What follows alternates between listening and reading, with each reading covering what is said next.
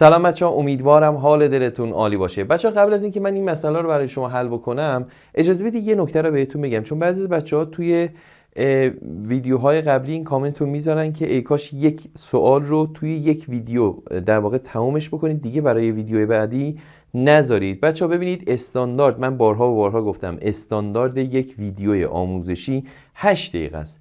حالا ما اکثر ویدیوهامون مثلا 12 دقیقه 13 دقیقه هستش دیگه، چون واقعا یه مبحث سنگینی هستش، واقعا مجبور میشم که بیشترش بکنم.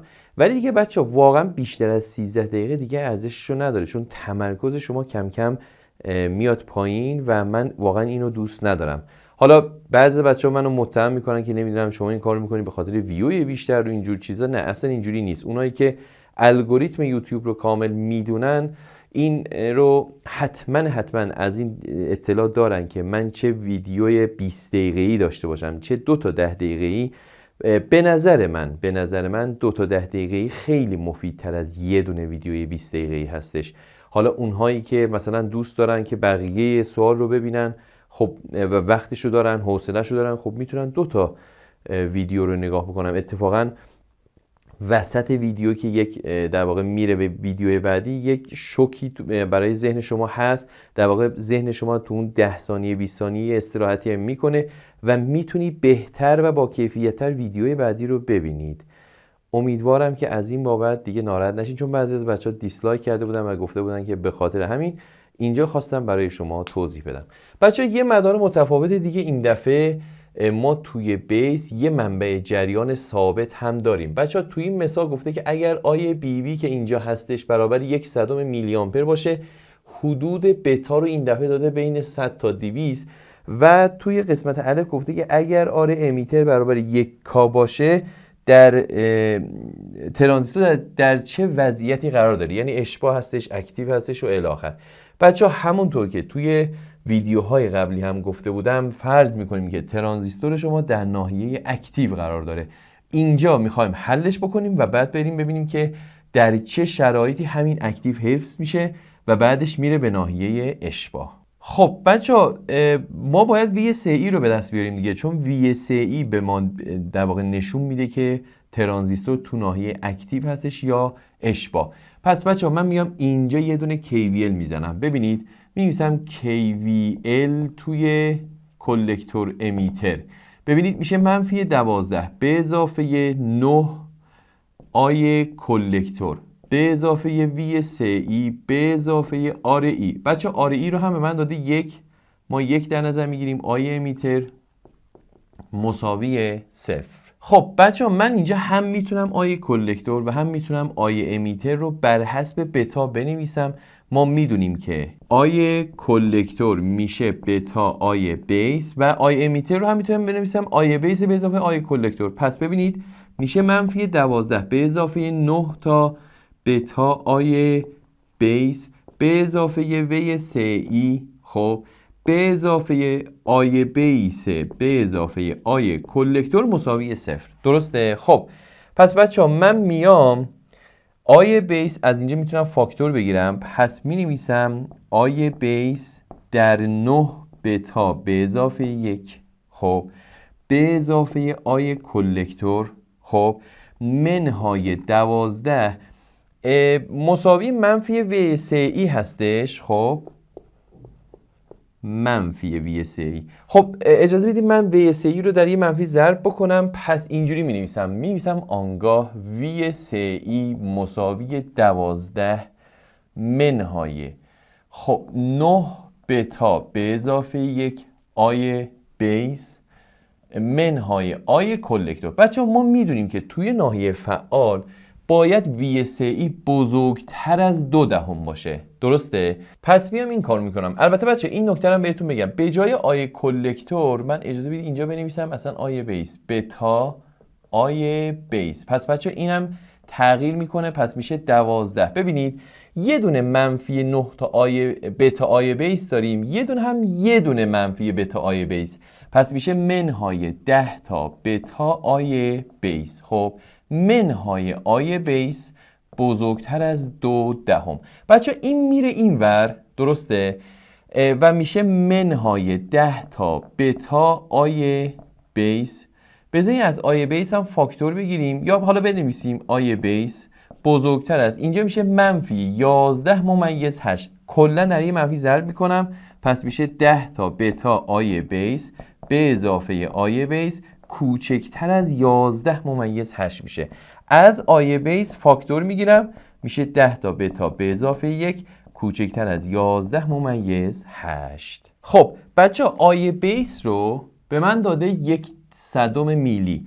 این میاد این ور 1/100، پس میشه آنگاه 10 تا بتا به اضافه 1 کوچکتر از 11 ممیز 8 تقسیم بر 1/100. انگار این رو ضرب در صدش بکنید میشه 11/80. پس 10 تا بتا کوچکتر از اینجا میشه 11/79. از اینجا بتا میشه کوچکتر از، خب تقسیم بر 10 بکنید میشه 117 ممیز 9، تقریبا حالا 118. پس بچه ها ببینید ما این روابط رو طوری در نظر گرفتیم که گفتیم در ناحیه اکتیو قرار داره ترانزیستور، درسته؟ من بر اساس اکتیو بودن ترانزیستور اومدم برای بتا یک حدود رو در نظر گرفتم، یعنی یک حدود رو به دست آوردم. از طرفی خودش گفته که بیشتر از 100. پس بچه ها نتیجه میگیرم که بذار اینجا بنویسم اگر بتا بین حالا 100 و 117 ممیز 2، حالا بنویسیم 118، بین این دوتا باشه حتما ترانزیستور توی ناحیه اکتیو قرار داره. اگر بین 118 و 200 باشه اون موقع ترانزیستور میره به ناحیه اشباع. خب بچه ها ببینید ما به دست آوردیم 118 بتا و 200 اگر باشه ترانزیستور میره تو ناحیه اشباع و همینطور. خب و همینطور گفتیم که البته به ازای اون آرئی که ما داشتیم، آرئی مساوی 1 اینو داشتیم. خب اگر ما میدونیم که VSE کوچکتر یا مساوی 0.2 باشه ترانزیستور تو ناحیه اشباع هستش. خب بچه ها دوباره من میام اینجا یک KVL میزنم. KVL در شاخه کلکتور امیتر میشه منفی 12 به اضافه 9 تا آی کلکتور به اضافه VSE به اضافه RE، به جای آی هم می نویسم آی بیس به اضافه آی کلکتور. خب حالا مساوی 0 قرار بدیم چون میخوام VSE رو به دست بیارم. VSE میشه اولا بچه آی بیس شده برابر 1/100. خب پس من میتونم اینجا به این صورت بنویسم، ببینید همه مقادیر رو میبرم اون طرف، میشه 12. یه 9 تا آی سی داریم، خب یه دونه آرئی آی سی داریم، پس میشه منهای آی سی در 9 به اضافه آرئی. این از این. خب بعد یه دونه هم 1/100 آرئی داریم، منهای 1/100 RE. بچه ها قراره که RE رو به دست بیارین دیگه. این باید کوچکتر مساوی 0.2 باشه. خب بچه ها دوباره این 12 میاد این طرف، پس بذارین در یه منفی هم ضرب بکنیم. ببینید بچه ها میخوام این کارو بکنم. 12 میاد این ور میشه منفی 11 ممیز 8. کل عبارت رو در یه منفی ضرب میکنم، پس میشه آنگاه IC در 9 به اضافه RE خب به اضافه 1/100 RE.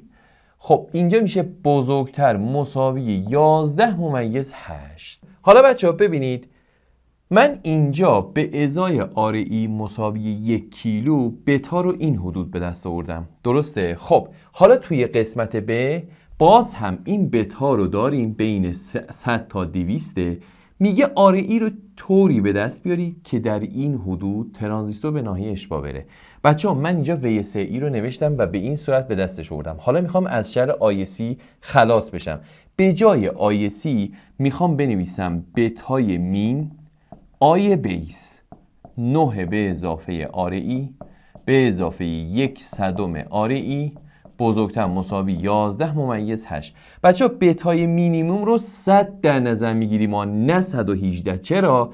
چون به ازای RE مساوی 1 کیلو ما این حدود رو به دست آوردیم. حالا میخوایم یه RE دیگه ای وصل بکنیم و بتای ما این حدوده، یعنی قسمت ب با قسمت الف در واقع فرق میکنه. پس بتای مین می نویسم 100، چون تو ناحیه اشباع من بهتون گفته بودم دیگه بتا رو بتای مینیمم در نظر میگیریم. آی بیس که شده برابر 1/100 در 9 به اضافه آر ای به اضافه 1/100 آر ای بزرگتر مساوی 11/8.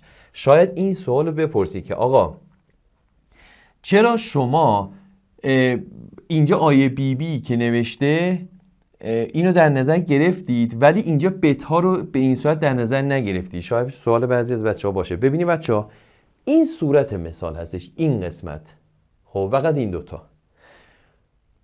توی قسمت الف گفته که آر ای رو 1 کیلو در نظر بگیرید و ترانزیستور تو چه وضعیتی هستش که ما حدود رو به دست آوردیم. بین 100 تا 118 شد اکتیو، بین 118 تا 200 شد اشباع. خب الف تموم شد. حالا باز این سوال رو داریم توی قسمت ب، گفته که به ازای چه مقادیری از آر ای، این دفعه آر ای رو خواسته و گفته که همواره تو ناحیه اشباع باشه.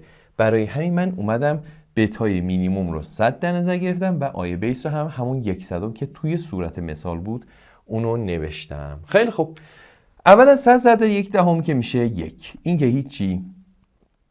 بعد اینجا بچه ها میشه 9 به اضافه آر ای به اضافه 1/100 آر ای، پس میشه 1/100 آر ای. خب یه 9 هم داریم میره اونور، میشه بزرگتر مساوی، میشه 2/8. پس آر ای باید بزرگتر مساوی 2/8 تقسیم بر 1/01 باشه.